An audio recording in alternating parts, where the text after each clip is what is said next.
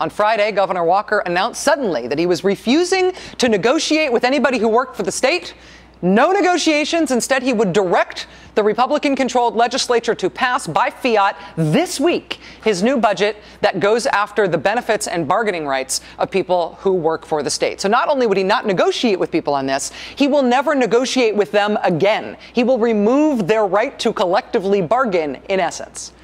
While shocked by the radicalness of his proposal and by how fast he is trying to jam it through, state workers in Wisconsin prove that they are not going to take this lying down. Look at this. An estimated 30,000 people protested in the state capital of Madison today. 30,000 people. That's double the number of people who turned out yesterday in Madison. You know the protests we've been covering in Bahrain and all these places today? Their turnout in Wisconsin's capital today seemed to equal the turnout in Bahrain's capital city. Everybody's wondering if that uprising is going to overthrow that government. We'll have more on that later in the show, but we've got 30,000 people, the same number of people, in Madison, Wisconsin. The AP describing the protest as larger and more sustained than any in Madison in decades. The floor of the rotunda in the State House was filled with sleeping bags last night because demonstrators would not go home. A public hearing to take public testimony on what the governor was trying to do in Wisconsin was in hour 17 when Republican lawmakers tried to end it. They decided they had heard enough. That was at 3 in the morning. Democrats kept the hearing going, taking a short break only at 8:30 a.m. so they could move to another room.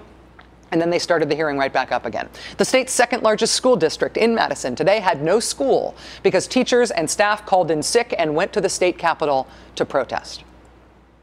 Because of organizing by people who cash paychecks rather than sign paychecks, because of organizing by employees, by people who work for the company, not the people who own the company. That's how we got laws against child labor in this country. That's how we got a minimum wage. That's how we got the 40-hour work week and weekends. You like those? That's why we have sick days. That's why there is such a thing as overtime. These things were all hard fought by the labor movement. Their insistence over generations that working full time in America should earn you a living, should get you out of poverty. That overtime is what created the American middle class. And you can't understand today's modern politics. Stuff seems like inexplicable mistakes by somebody like the Speaker of the House who ought to know better. You can't understand today's modern conservative politics without understanding that Republicans and the modern conservative movement are against the thing that made it possible for America to have a middle class. There is chaos all around the globe, pockets of instability. It is caused by unions. Public employee unions are not going to be able to have the same ridiculous benefits that they have had in the past. Union teachers battling cuts. They say they're fighting for the kids, but are they really fighting to help themselves? Maybe it's time they get out of the train business and find something else like paying off some of our debt as a solution here instead of their teacher union, labor union friends all the time. Unionizing the TSA, while potentially disastrous for the country, is going to be great for the unions. You see, you pay the screener, they pay the union. I wonder how much of that money will be spent in America and how much will be spent overseas organizing revolutions. Up next in our Union Watch, we give out our very first Follow the Money Giver Award to the governor of Wisconsin, who threatens to call out the National Guard if the unions revolt against his latest plan.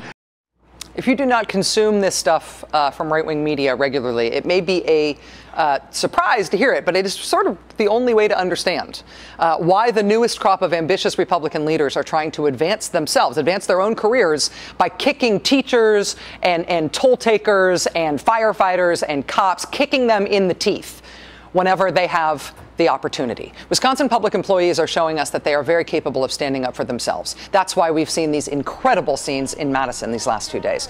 But who is standing up for them? Who stands up for them? I mean, the right is unified against them. Do we want to go back to the era where there were no child labor laws, no weekends? Do we want to do that as a country? Who stands with them? Who stands with these folks when they are attacked like this? Kids do, it turns out. This is footage of students from Memorial High, who along with students from East Madison High School and West High School and Middleton High School all took off from school today and went to the state capitol to support their teachers. Here are the firefighters of Wisconsin supporting the other public workers who are getting kicked in the teeth today in Wisconsin. Why is it important that these firefighters are out there?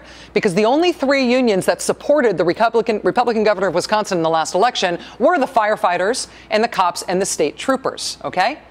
Miraculously, those are the only three unions that Governor Scott Walker is not stripping of their rights.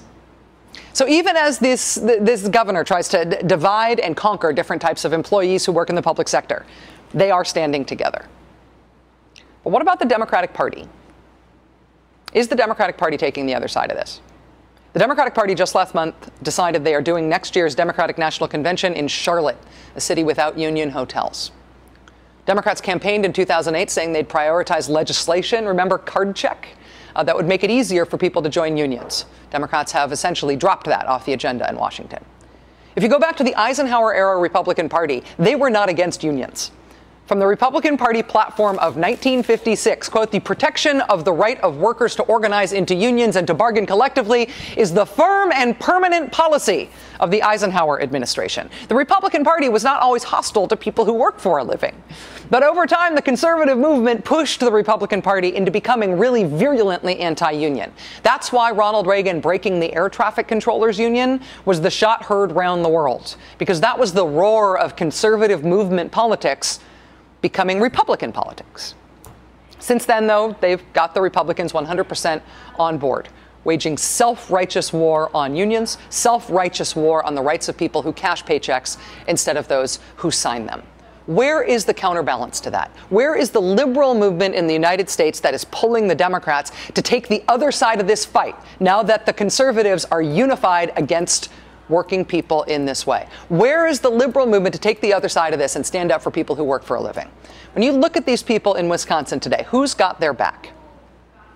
Russ Feingold was Wisconsin's senator for 18 years. He has just formed a new progressive organization to try to change the imbalance of corporate power in American politics.